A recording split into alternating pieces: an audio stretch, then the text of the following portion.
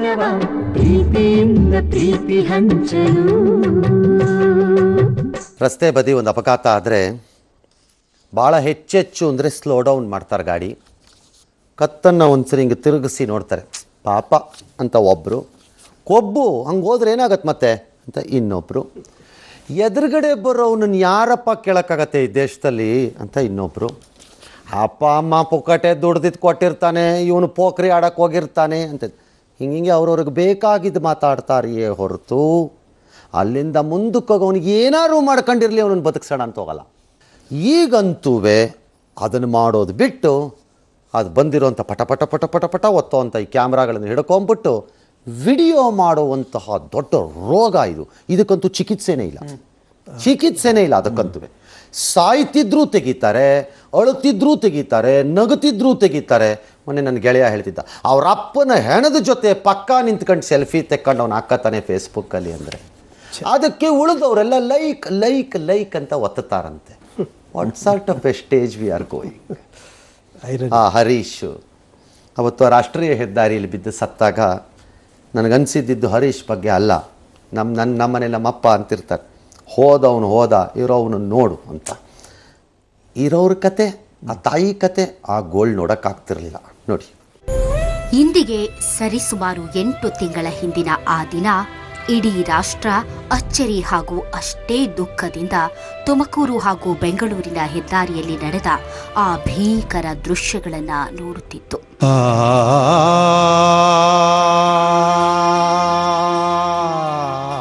ಕೆಲಸಕ್ಕೆಂದು ಹೊರಟಿದ್ದ ಯುವಕ ಹರೀಶ್ ಮೇಲೆ ಹರಿದಿತ್ತು ಯಮಸ್ವರೂಪಿ ಲಾರಿ. ಮರುಕ್ಷಣವೇ ಹರೀಶ್ ದೇಹ 2 ತುಂಡಾಗಿತ್ತು. ಸುಮಾರು ಅರ್ಧ ಗಂಟೆ ಕಾಲ ಹೈವೇಯಲ್ಲಿ ನೆರವಿಗಾಗಿ ಅಂಗಲಾಚ್ತಾ ಇತ್ತು ಆ ಜೀವ.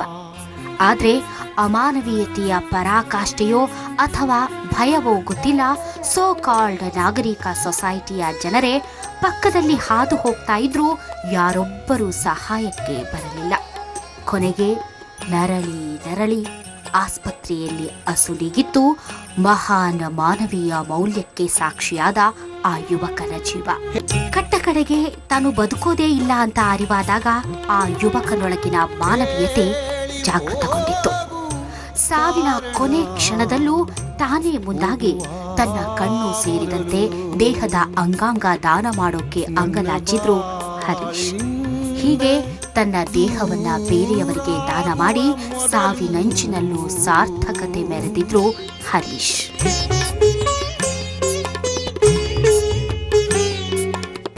ರಾಜ್ಯ ಹಾಗೂ ರಾಷ್ಟ್ರ ಮಟ್ಟದಲ್ಲಿ ಈ ಘಟನೆ ಬಗ್ಗೆ ಜನ ನಡೆದುಕೊಂಡ ರೀತಿ, ಕಾನೂನಿನ ಅಡೆತಡೆ ಬಗ್ಗೆ ಸಾಕಷ್ಟು ಚರ್ಚೆ ಮಾಡ್ತಾ ಇದ್ರೆ, ಇತ್ತ ಪಬ್ಲಿಕ್ ಟಿವಿ ಟೀಮ್ ಮರುದಿನವೇ ತಾವಾಗೆ ಹೋಗಿ ಹರೀಶ್ ತಾಯಿ ಹಾಗೂ ಸಹೋದರನನ್ನ ಸ್ಟುಡಿಯೋಗೆ ಕರೆತಂದಿತ್ತು. ಕಾರ್ಯಕ್ರಮ ಮಾಡಿ ಸುಮ್ಮನಾಗದ ಬೆಳಕು ಟೀಮ್ ನಮ್ಮ ದಾನಿಗಳ ನೆರವಿನಿಂದ ಸುಮಾರು 7-8 ಲಕ್ಷ ರೂಪಾಯಿ ಹಣವನ್ನ ಹೊಂದಿಸಿ ಆ ಕುಟುಂಬಕ್ಕೆ ತಲುಪಿಸುವ ವ್ಯವಸ್ಥೆ ಮಾಡಿತು.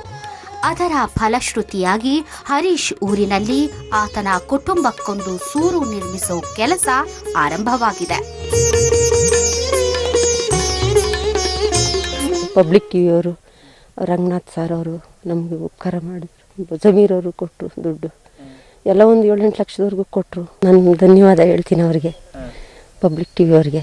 ಮರುಕ ಅನುಕಂಪದ ಜೊತೆಗೆ ಸಮಾಜ ಮಾನವೀಯ ಮೌಲ್ಯಗಳನ್ನ ಎತ್ತಿ ಹಿಡಿಯುವಂತೆ ಆಗಲಿ ಎಂಬುದಷ್ಟೇ ಬೆಳಕುವಿನ ಆಶಯ.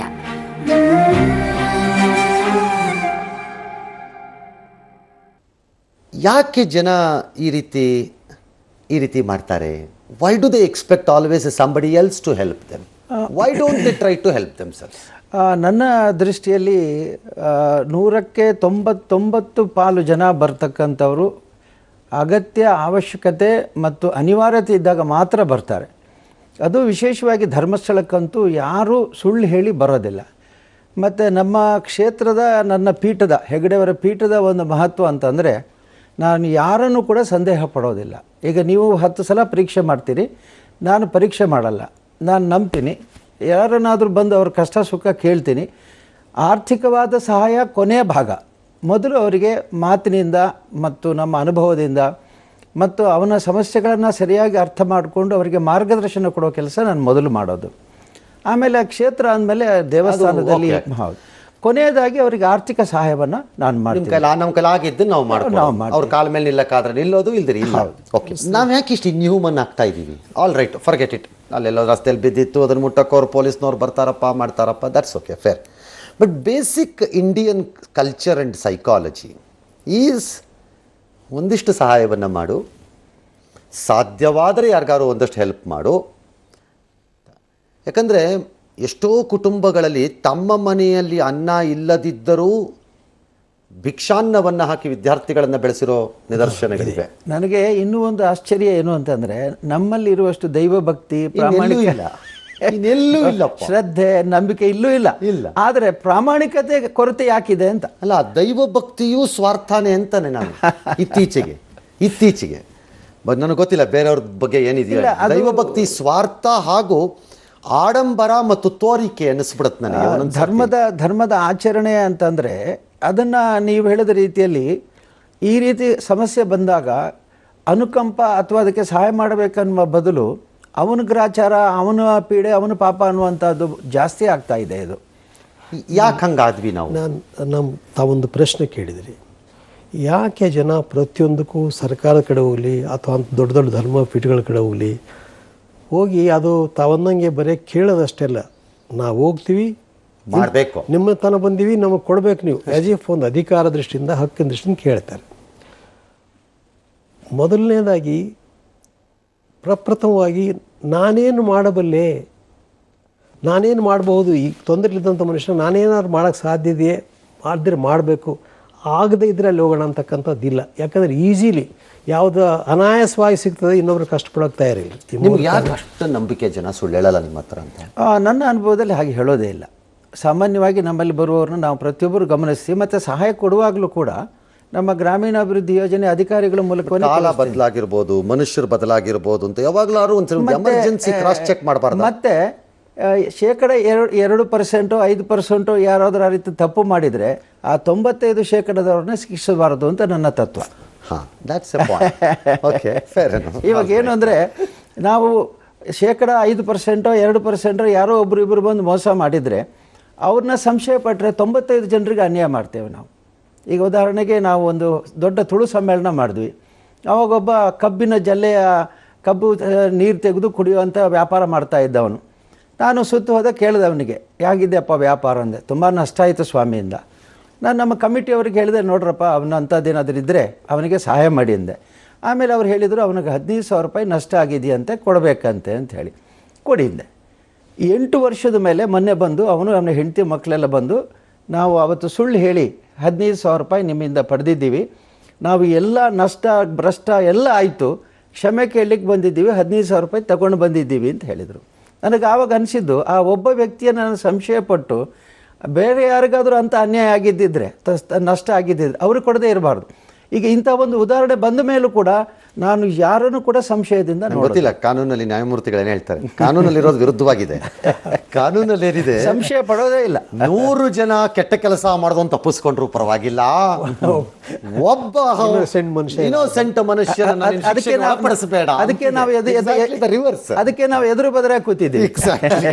That is the point. All right. ಶಿಕ್ಷಣದಲ್ಲಿ ತಲೆಗೆ ಬುದ್ಧಿ ಓದು ಬಂದುಬಿಟ್ಟಿದ್ರೆ ನಾನು ಏನಾದರೂ ಮಾಡಬೇಕು ಅಂತ ಹಠಕ್ಕೆ ಬೀಳೋ ಹುಡುಗರು ಹೆಂಗಿರ್ತಾರೆ ಅಂತಂದರೆ, ಈ ಹಾವೇರಿ ಕತೆ ನಿಮ್ಗೆ ಹೇಳಬೇಕು ನಾನು. ಆಗದೇನೂ ಇರಬಹುದು, ಆದರೆ ಅವನ ಆಸೆಗೆ ನೀರು ಬೀಳಲೇ ಕೂಡ್ದು ಅನ್ನೋ ಕಾರಣಕ್ಕೆ ನಾವು ಈ ಕಾರ್ಯಕ್ರಮದಲ್ಲಿ ಆ ಹುಡುಗನ್ನ ಈ ವ್ಯವಸ್ಥೆ ಒಳಗೆ ಹಾಕ್ಕೊಂಡ್ವಿ. ಆದರೆ ಸಂತೋಷ ಪಡ್ತೀನಿ, ಆಗದೆ ಇದ್ದರೆ ನನಗೆ ಬೇಸರ ಇಲ್ಲ. ಭಾಳ ಜನ ಹೇಳ್ತಿರ್ತಾರೆ, ನಾನು ಹೀರೋ ಆಗಬೇಕು ಅಂತಿದ್ರೆ ಕೂಡ್ದು ಅಂತಾನೆ ಅಪ್ಪ, ಫಿಲಮ್ ಹತ್ರಕ್ಕೆ ಹೋದ್ರೆ ನೋಡು ಕತ್ತರಿಸ್ಬಿಡ್ತೀನಿ ಇಂಥ ಬೇಕಾದ್ರೆ ಬೈತಿರ್ತಾರೆ. ಆಮೇಲೆ ಒಂದಿನಂತೆ ಬಿಟ್ಬಿಟ್ಟಿದ್ರೆ ಬೆಟರ್ ಆಗ್ತಿತ್ತು, ಅವನು ಆಗ್ತಿದ್ನೋ ಬಿಡ್ತಿದ್ನೋ, ಅಟ್ಲೀಸ್ಟ್ ಎಷ್ಟಾರು ಮಾಡ್ಬೋದಾಗಿತ್ತು. This is a typical story of a brilliant ಬಾಯ್.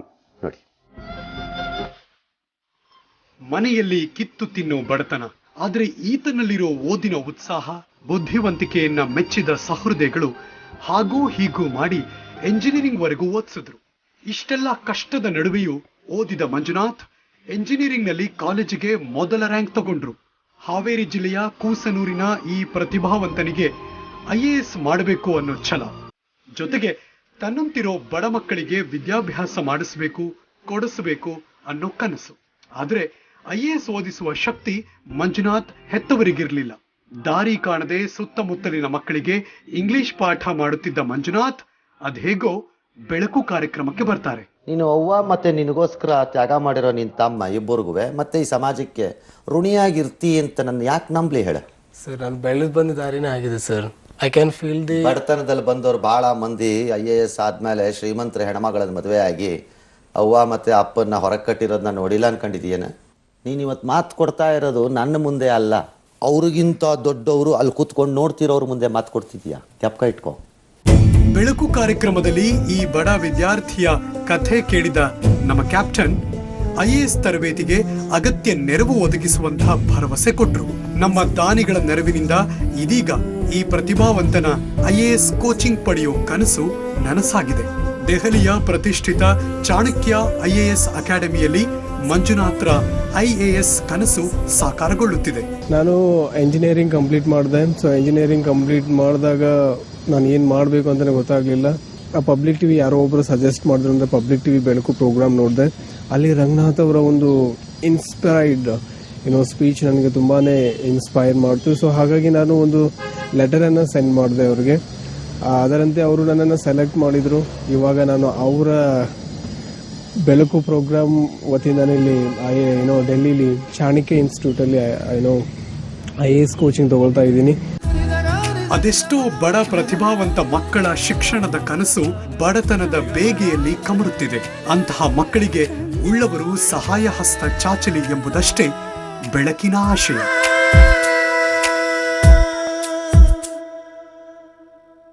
ಹತ್ತು ಯಶಸ್ವಿ ಕೇಸುಗಳಲ್ಲಿ ಅಂದರೆ ಸಾಧನೆ ಮಾಡಿದವರಲ್ಲಿ ಸುಮಾರು 7-8 ಜನರು ವಿಷಮ ಪರಿಸ್ಥಿತಿಯಿಂದ ಬಂದಿರ್ತಾರೆ, ಬಡತನದಲ್ಲಿರ್ತಾರೆ, ಕಷ್ಟದಲ್ಲಿರ್ತಾರೆ. ಅಂಥವ್ರಲ್ಲಿ ತಾವು ಹೇಳಿದಂಗೆ ಒಂದು ಚಾಲೆಂಜ್ ಇರ್ತದೆ, ಒಳಗಡೆ ಛಲ ಇರ್ತದೆ, ನಾನು ಆಗಬೇಕಂತ. ಈಗ ನಾವು ಬಹಳ ಜನ ಈಗ ನೋಡ್ತಕ್ಕಂಥ ಯಶಸ್ವಿ ಜನರಲ್ಲಿ ವಿಚಾರ ಮಾಡಿದರೆ ಸುಮಾರು 7-8 ಜನ ಬಡತನದಿಂದ ಕಷ್ಟದಿಂದ ಬಂದಂಥ ಜನನೇ ಭಾಳ ಮುಂದೆ ಬಂದಿದ್ದಾರೆ. ಯಾಕೆಂದರೆ ನಾನೇನಾದರೂ ಮಾಡಬೇಕಂತ ಈ ಅಂಥದ್ರಲ್ಲಿ ನಂಬಿಕೆ. ಆಮೇಲೆ ಇಂಥ ನೋಡಿ, ಒಂದು ಪ್ರತಿಭೆ ಇದ್ದಲ್ಲಿ ಪ್ರೋತ್ಸಾಹ ಬೇಕು. ಪ್ರೋತ್ಸಾಹ ಕೊಟ್ಟ ಮೇಲೆ ಅವ್ರಿಗೆ ಆ ಛಲ ಇದ್ದರೆ ಖಂಡಿತವಾಗಿ ಸಾಧನೆ ಮಾಡ್ತಾರೆ. ಈ ಹುಡುಗ ಸಾಧನೆ ಮಾಡ್ತಾನೆ ರೀ. ಎಲ್ಲವನ್ನ ಕಳೆದುಕೊಂಡು ನಿಮ್ಮ ಬಳಿಗೆ ಬರ್ತಾರೆ. ಸಾಮಾನ್ಯವಾಗಿ ಭಾಳ ದೊಡ್ಡದನ್ನು ಅವ್ರು ಕಳೆದುಕೊಂಡಿರೋರು ನಿಮ್ಮ ಹತ್ರಕ್ಕೆ ಬರುವಂಥವ್ರು. ಯಾಕೆ ನಾನು ಪದೇ ನಿಮ್ಮ ಹತ್ರಕ್ಕೆ ಇದನ್ನೇ ವಿಷಯ ಇಟ್ಕೊಂಡು ಬರ್ತಿದ್ದೀನಿ ಅಂದರೆ ಎಲ್ಲ ವಿಚಾರದಲ್ಲಿ, because you been handling them on a day to day basis. ಭಾಳ ಜನ ನಿಮ್ಮ ಹತ್ರಕ್ಕೆ ಬಹುಶಃ ಬರೋರು ಆತ್ಮವಿಶ್ವಾಸ ಮತ್ತು ನಂಬಿಕೆಯನ್ನು ಕಳೆದುಕೊಂಡವರು. ದುಡ್ಡು ಕಳ್ಕೊಂಡಿದ್ದವನು ದುಡ್ಡು ಅರ್ನ್ ಮಾಡ್ಬೋದು, ಮತ್ತೊಂದು ಮಾಡ್ಬೋದು, ಮಗದೊಂದು ಮಾಡ್ಬೋದು. ಈ ಆತ್ಮವಿಶ್ವಾಸ ಮತ್ತು ನಂಬಿಕೆಯನ್ನು ಕಳೆದುಕೊಂಡವ್ರನ್ನ ಹ್ಯಾಂಡ್ಲ್ ಮಾಡೋದು ಭಾಳ ಕಷ್ಟ. How do you manage it? ಅಲ್ಲ, ಮುಖ್ಯವಾಗಿ ನೀವು ಹೇಳಿದಾಗೆ ಅವರ ಜೊತೆಗೆ ನಾವು ಅವರ ಮಟ್ಟಕ್ಕೆ ಇಳಿಬೇಕು. ನಾವು ಸಾಂತ್ವನ ಹೇಳುವಂಥ ಒಂದು ಸಂದರ್ಭ ಬಂದಾಗ ಅವರು ಯಾವ ಸ್ಥಿತಿಯಲ್ಲಿದ್ದಾರೆ ಅಂತ ಮೊದಲು ನಾವು ಅರ್ಥಕೊಳ್ಬೇಕು. ಆಮೇಲೆ ಅವರಿಗೆ ಬೇಕಾಗಿರೋದು ಅನುಕಂಪ ಅಲ್ಲ, ಅವರಿಗೆ ಬೇಕಾಗಿರುವಂಥದ್ದು ಮಾರ್ಗದರ್ಶನ. ಹಾಗಾಗಿ ನಾನು ಭಾಳ ಜನ ಬಂದಾಗ ಅವರ ಮಟ್ಟಕ್ಕೆ ಇಳಿತೀನಿ, ಅವರ ಸ್ಥಿತಿಗತಿಗಳನ್ನು ತಿಳ್ಕೊಂಡು ಅವರ ಮಾನಸಿಕ ಅವಸ್ಥೆಯನ್ನು ತಿಳ್ಕೊಂಡು ಅವರಿಗೆ ಸಾಂತ್ವನ ಹೇಳೋದಿದೆಯಲ್ಲ, ಇದು ಬಹಳ ಮುಖ್ಯ. ಯಾವ ಒತ್ತಡಗಳು ಅಥವಾ ಅರಿವು ಇಲ್ಲದ ಎರಡು ಮಕ್ಕಳಲ್ಲಿ, ಈ ಮಕ್ಕಳುಗಳಲ್ಲಿರೋ ವ್ಯತ್ಯಾಸ 2 ವರ್ಷ. ಆ 2 ವರ್ಷ ದೊಡ್ಡವನಿರೋವನು, ನಾನು ದೊಡ್ಡವನು, ಅಪ್ಪ ಅಮ್ಮನಿಗೆ ಮಾತು ಕೊಟ್ಟಿದ್ದೇನೆ ಎರಡನೇವನನ್ನು ಈಗ ಇವನನ್ನು ಬೆಳೆಸಲಿಕ್ಕೆ ಅಂತ ತಂದೆ ತಾಯಿ ಇಬ್ಬರನ್ನೂ ಕಳ್ಕೊಂಡವನು ತಾನು ತನ್ನ ತಮ್ಮನಿಗಾಗಿ ದುಡಿಯೋ ರೀತಿ, ಅವನನ್ನು ಓದಿಸಿರೋ ರೀತಿ ಇದೆಯಲ್ಲ, it's simply an amazing story. ನೋಡಿ, ಬದುಕೆ ಹಾಗೆ ಕೆಲವೊಮ್ಮೆ ಇದ್ದವರಿಗೆ ಬೊಗಸೆಯಲ್ಲಿ ತುಂಬಿ ತುಂಬಿ ಭಾಗ್ಯವನ್ನು ಕರುಣಿಸುತ್ತೆ. ಇನ್ನು ಕೆಲವೊಮ್ಮೆ ಇಲ್ಲದವರನ್ನ ಮತ್ತಷ್ಟು ನಿರ್ಗತಿಕರನ್ನಾಗಿ ಮಾಡಿಬಿಡುತ್ತೆ. ಬಾಗಲಕೋಟೆಯ ಈ ಸಹೋದರರ ಕತೆ ಎಂಥವರನ್ನು ಕಣ್ಣೀರಾಗಿಸುತ್ತೆ. ಎಳೆ ವಯಸ್ಸಿನಲ್ಲೇ ವಿಧಿಯಾಟದ ಕ್ರೌರ್ಯದಿಂದ ತಂದೆ ತಾಯಿಯನ್ನ ಕಳೆದುಕೊಳ್ತಾರೆ. ಆಗ ಅಣ್ಣ ಸಾಗರ್ SSLC, ತಮ್ಮ ಮನೋಜ್ 8ನೇ ಕ್ಲಾಸು. ಆಸ್ತಿಗಾಗಿ ಪರಸ್ಪರ ಬಡಿದಾಡಿಕೊಳ್ಳೋ ಅದೆಷ್ಟೋ ಸಹೋದರರ ನಡುವೆ ಈ ಅನಾಥ ಜೋಡಿ ಹಕ್ಕಿಗಳು ಬದುಕಿನ ನಿಷ್ಕರುಣೆಯನ್ನ ಎದುರಿಸಿದ ಬಗೆ ಬಲು ಅಚ್ಚರಿ.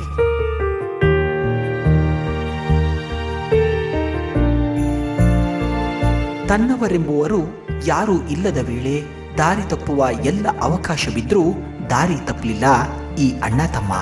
ಓದಿನಲ್ಲಿ ತಮ್ಮ ಮನೋಜ್ ತನಗಿಂತ ಮುಂದಿರುವುದನ್ನ ಮನಗಂಡ ಅಣ್ಣ ಸಾಗರ್ ತಾನು ಓದು ನಿಲ್ಲಿಸಿ ತಮ್ಮನ ಓದಿಗಾಗಿ ಮತ್ತು ಇಬ್ಬರ ಹೊಟ್ಟೆಗಾಗಿ ಬಾರ್ನಲ್ಲಿ ಸಪ್ಲೈಯರ್ ಕೆಲಸಕ್ಕೆ ಸೇರ್ತಾನೆ. ಬಂದ ಹಣದಲ್ಲಿ ತಮ್ಮನನ್ನ ಓದಿಸ್ತಾನೆ. ಅದರ ಫಲಶ್ರುತಿ ತಮ್ಮ ಮನೋಜ್ SSLCಯಲ್ಲಿ 85% ಅಂಕ ಪಡೆದು ಮಾದರಿಯಾಗ್ತಾನೆ.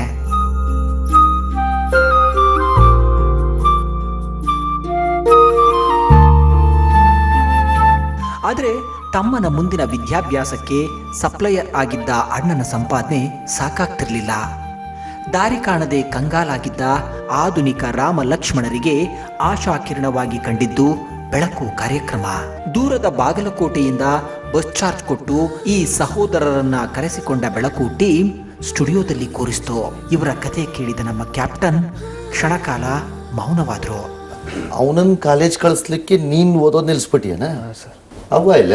ಇಲ್ಲ ಸರ್. ಅಪ್ಪ ಅವ್ರ ಏನಾಯ್ತು? ಆರಾಮಿದ್ದಿಲ್ಲ ಸರ್ ಅವ್ರಿಗೆ. ಇಬ್ರಿಗೂ? ನಮ್ಮ ಪಪ್ಪಾರ ಮೊದ್ಲಕ್ಕೆ ನಾವು ಸಣ್ಣವ್ರದಾಗ ತಿಳ್ಕೊಂಡಾರ್ರಿ. ಈ ನಮ್ಮ ಮಮ್ಮಿಯವ್ರು ತಿಳ್ಕೊಂಡ ನಾವು 9ನೇ ಹಿಂಗೆ ಓದ್ತಿದ್ದೀವಿ ರೀ. ಅವಾಗ ತಿಳ್ಕೊಂಡ್ರಿ ಅವರು. ಮಂದಿ ಯಾರಿಲ್ಲೇನ ಸುತ್ತಮುತ್ತ ಸಂಬಂಧಿಕರು ಇಲ್ಲೇನ? ಅವ್ರು ಹೋದಾಗ ಅವರು ಬಂದಿದ್ರು ರೀ. ಬಂದೆಲ್ಲ ಅದು ಕಾರ್ಯ ಮುಗಿಸಿ ಮತ್ತೆ ಹೊಳ್ಳಿ ಹೋಗ್ಬಿಟ್ರಿ. ಯಾರೂ ನಮ್ಮ ಕೂಡ ಇರಲಿಲ್ಲ ರೀ. ಅವ್ವ ಅಪ್ಪ ಜ್ಞಾಪಕ ಬರ್ತಾರೆ ನೀಬರಿಗೂ? ಹೇಳೋದ್ರಿ ಚಂದ ನೋಡ್ಕೊ, ಅವನ್ನ ಏನು ಮಾಡೋಕೋಡ, ಜಗಳ ಆಡಬೇಡ್ರಿ, ಸರಿ ತಂಗಿರ್ರಿ ಅಂತ ಹೇಳಿದ್ರು ಸರ್. ಕಷ್ಟದಲ್ಲೂ ಕೆಟ್ಟ ದಾರಿ ತುಳಿಯದೆ ಸಾಧನೆಯ ಹಾದಿಯಲ್ಲಿ ಸಾಗುತ್ತಿರುವ ಸಹೋದರರ ನೆರವಿಗೆ ನಿಲ್ಲಲು ಬೆಳಕು ಟ್ರಸ್ಟ್ ಸಂಕಲ್ಪ ಮಾಡಿತು. ಅದರ ಫಲಶ್ರುತಿ ಡಿಪ್ಲೊಮೊ ಓದುತ್ತಿರೋ ಮನೋಜ್ ಇಂಜಿನಿಯರಿಂಗ್ ಮುಗಿಸೋವರೆಗೂ ಅವನ ಸಂಪೂರ್ಣ ಶಿಕ್ಷಣದ ವೆಚ್ಚವನ್ನು ಭರಿಸೋ ವ್ಯವಸ್ಥೆ ಮಾಡಿದೆ. ಜೊತೆಗೆ ಈ ಸಹೋದರರಿಗೆ ಅಗತ್ಯವಿರೋ ರೇಷನ್ ಕಾರ್ಡ್ ಮಾಡಿಸಿಕೊಡಲಾಗಿದೆ. ನಮ್ಮಣ್ಣ ಬಾರ್ನೇ ಕೆಲಸ ಹೋಗಿ ನನ್ನ ಸಾಕ್ತಿದ್ದ. ಒಂದೊತ್ತು ಊಟ ಮಾಡ್ಬೇಕಂದ್ರೂ ಭಾಳ ಕಷ್ಟ ಇತ್ತು. ಅವ್ರು ರೇಷನ್ ಕಾರ್ಡ್ ಮಾಡಿಸ್ಕೊಟ್ರೆ AC ಸಾಹೇಬ್ರಿಗೆ ಹೇಳಿ ನಾ ಎಲ್ಲಿ ತನ ಸಲಿ ಕಲಿಸ್ತೀನಿ ಅಲ್ಲಿ ತನ ಕಲಿಸ್ತೀನಿ ಅಂತ ಹೇಳ್ಯಾರ. ಭಾಳ ಸಹಾಯ ಆಗೈತೆ ಪಬ್ಲಿಕ್ ಟಿವಿಲಿಂದ. ರಂಗನಾಥ್ ಸರ್ಗೆ ಥ್ಯಾಂಕ್ಸ್ ಹೇಳಕ್ಕೆ ಇಷ್ಟಪಡ್ತೀನಿ. ಅಷ್ಟೇ ಅಲ್ಲ, ಇದ್ದ ಮುರುಕಲು ಮನೆ ಕೃಷ್ಣ ಹಿನ್ನೀರಿನಲ್ಲಿ ಮುಳುಗುವ ಭೀತಿಯಲ್ಲಿದ್ದ ಸಹೋದರರಿಗೆ ಜಿಲ್ಲಾಡಳಿತದಿಂದ ಬದಲಿ ವ್ಯವಸ್ಥೆಯ ಭರವಸೆ ಕೊಡಿಸಲಾಗಿದೆ. ಬೆಳಕು ಕಾರ್ಯಕ್ರಮದಲ್ಲಿ ನೇರವಾಗಿ ರಂಗನಾಥ್ ಸರ್ ಜೊತೆ ನನ್ನ ಜೊತೆ ಮಾತನಾಡಿದರು. ಅವರ ಸಂಕಷ್ಟಗಳು ಏನನ್ನೋದು ಕೂಡ ಅವರು ವಿವರಣೆ ಕೊಟ್ಟರು.